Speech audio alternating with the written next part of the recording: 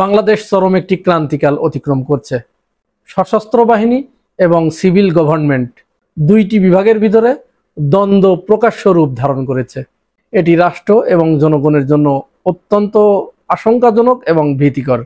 অধিকাংশেরই না জানার কথা, যেহেতু এই বিষয়টি মেইন স্ট্রিমের গণমাধ্যমে আসে নাই এবং যতটুকু এসেছে দুই একজন ব্যক্তির সেনাবাহিনীর সাথে ব্যক্তিগত সম্পর্কের কারণে এইটুকু এসেছে। সেনাপ্রধান ওয়াকারুজ্জামান তিনি গতকাল সেনাবাহিনীর দরবার হলে তথা সেনা সদরে সেনা অফিসারদের সম্পর্কে একটি নাতিদীর্ঘ বক্তব্য প্রদান করেছেন। সেই বক্তব্যে তিনি বেশ কিছু কথা বলেছেন, যে কথাগুলো স্পষ্টতই রাষ্ট্রের সিভিল গভর্নমেন্টের সাথে সশস্ত্র বিভাগের একটি দ্বান্দ্বিক রূপ প্রকাশ করেছে। এখন আমরা প্রশ্ন করতে পারি যে এরকমটি কেন হলো, সশস্ত্র বিভাগের সাথে সিভিল বিভাগের কেন এরকম দ্বান্দ্বিক পর্যায়ে যেতে হলো। এই বিষয়টি জানার আগে আর একটা বিষয় আমাদের অল্প একটু জানা দরকার, একটু ধারণা নেওয়া দরকার।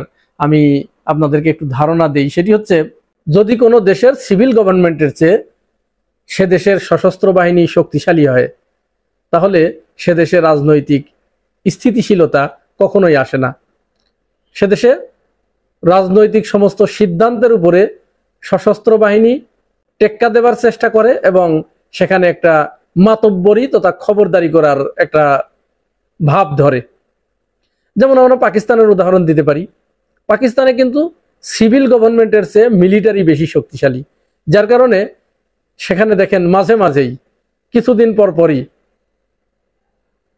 সরকারকে ফেলে দেয়, এ সরকারকে ফেলে দিয়ে সেনাবাহিনী ক্ষমতা দখল করে, ও সরকারকে ফেলে দিয়ে সেনাবাহিনী ক্ষমতা দখল করে। অর্থাৎ সেখানে রাজনৈতিক স্থিতিশীলতা 1947 সালের পর থেকে আজ পর্যন্তও তৈরি হয় নাই এবং বারবার সেখানে সেনাবাহিনী ক্ষমতায় এসেছে। এখানেও কিন্তু ওইটার একটা ধারাবাহিকতা ছিল, তবে অতটা নয়। এটি অনেকটাই কমে এসেছিল। তবে 5 আগস্টে শেখ হাসিনা পালিয়ে যাবার পরে 8 আগস্ট পর্যন্ত এটার বিরাট একটা সম্ভাবনা দেখা দিয়েছিল এবং সেখানে সশস্ত্র বাহিনী তথা বাংলাদেশ সেনাবাহিনী রাষ্ট্রের ক্ষমতা দখল করার মতো এরকম একটা আশঙ্কা কিন্তু তৈরি হয়েছিল। কিন্তু বাংলাদেশের জনগণের অত্যন্ত সজাগতার কারণে এবং তাদের অত্যন্ত সচেতনতার কারণে এখান থেকে সেনাবাহিনী পিছিয়ে আসে। তবে ওইখান থেকে ফিরে আসলেও বর্তমান সেনাপ্রধান, যিনি শেখ হাসিনার নিকট আত্মীয়, তিনি কিন্তু তার ভিতরে কিন্তু অন্যরকম একটা ইচ্ছা, হয়তো এখন আমরা বুঝতে পারছি যে তার ভিতরে অন্যরকম একটা ইচ্ছা কাজ করছিল। ইচ্ছাটা কি? ইচ্ছাটা তিনি শেখ হাসিনাকে নিরাপদে সেফ এক্সিট দিয়ে বের করে দিয়েছেন এবং তার হয়তো এরকম একটি কথা হয়েছিল হাসিনার সাথে যে আপনি যান, আপনাকে আমি আনবো, আবার আমি ফিরিয়ে আনলাম বলে। তো হাসিনা কিন্তু এই ভরসায় ভারতে পালিয়ে যায় এবং তার সমস্ত নেতা নেত্রীরা বিভিন্ন ক্যান্টনমেন্টের ভিতরে কিন্তু আশ্রয় গ্রহণ করে। তাদের সাথে এরকম হয়তো একটি কথা হয়েছিল যে আপনারা আশেপাশেই থাকেন, আমি আপনাদেরকে ফিরিয়ে আনবো। কিন্তু দিন যত যাচ্ছিল পরিস্থিতি তত ঘোলাটে হতে থাকে এবং বাংলাদেশের মানুষ শেখ হাসিনার প্রশ্নে এক কাতারে দাঁড়িয়ে পড়ে, যার কারণে সেনাপ্রধানের সেই ইচ্ছা, সেই আকাঙ্ক্ষা বাস্তবতায় রূপ নিতে ব্যর্থ হয়। ব্যর্থ হলেও সেনাপ্রধান কিন্তু এখানে থেমে ছিল বলে আমাদের কাছে মনে হয় না। গতকালকের বক্তব্যে সেটি পরিষ্কার হয়ে গেছে। তিনি গতকাল যে বক্তব্য প্রদান করেছেন সেনা সদস্যদের, সেনা অফিসারদের উদ্দেশ্যে, সেখানে কয়েকটি বিষয়ে তিনি বলেছেন, যে বিষয়গুলো একটু বিশ্লেষণ করলে আমি আপনাদেরকে বলবো। একটু বিশ্লেষণ করলেই একেবারে স্পষ্টত বোঝা যাচ্ছে যে তিনি ইউনূস সরকারের প্রতি চরম বিরাগভাজন হয়েছেন এবং ইউনূস সরকারের কর্মকাণ্ড তিনি মেনে নিচ্ছেন না এবং তিনি সরাসরি রাজনীতিতে হস্তক্ষেপ করছেন। প্রথমত, তিনি আওয়ামী লীগের কার্যক্রম যে নিষিদ্ধ হয়েছে গত 10ই মে, এই নিষিদ্ধ তিনি চান নাই কোনো মতো অবস্থায়। তিনি কিন্তু এখানে তিনি হতভম্ব হয়ে গেছেন এবং শোনা যায় যে যখন 10 তারিখে উপদেষ্টা পরিষদের মিটিং চলছিল, বাইরে ছাত্রদের বিক্ষোভ, ভিতরে উপদেষ্টা পরিষদ মিটিং করছিল, সেই মিটিংয়ে হঠাৎ করেই সেনাপ্রধান যে হাজির হয় এবং প্রধান উপদেষ্টার কাছে কয়েক মিনিট সময় প্রার্থনা করে। প্রধান উপদেষ্টা সেই সময় দিলে তিনি সেখানে বলেন যে আওয়ামী লীগকে নিষিদ্ধ করা যাবে না, কিন্তু প্রধান উপদেষ্টা পরিষ্কার জানিয়ে দেন যে এক্ষেত্রে তার আর কিছু করার নেই। এখান থেকেই কিন্তু তার মূলত ক্ষোভটা শুরু এবং ক্ষোভের বহিঃপ্রকাশ হতে শুরু করে। তিনি তার বক্তব্যে আরো একটি কথা বলেছেন যে রাষ্ট্রের গুরুত্বপূর্ণ বিষয় যেমন সংস্কার, নির্বাচন, এই সমস্ত বিষয়গুলোতে আমার সাথে কোনো পরামর্শ করা হচ্ছে না। অর্থাৎ তিনি এখানে নিশ্চিত একটি খবরদারি বা একটু মাতব্বরি এরকম করতে চাচ্ছিলেন, কিন্তু হয়তো ইউনূস সরকার তাকে সেই পাত্তাটা দিচ্ছে না, যার কারণে তিনি এখানে একটু মনে মনে মাইন্ড করেছেন এবং ক্ষোভ প্রকাশ করেছেন। এই ক্ষোভটা আস্তে আস্তে জমতে জমতে তার ভিতরে কিন্তু বেশ বড় আকার ধারণ করেছে, সেটিরও কালকে উদ্গীরণ হয়েছে।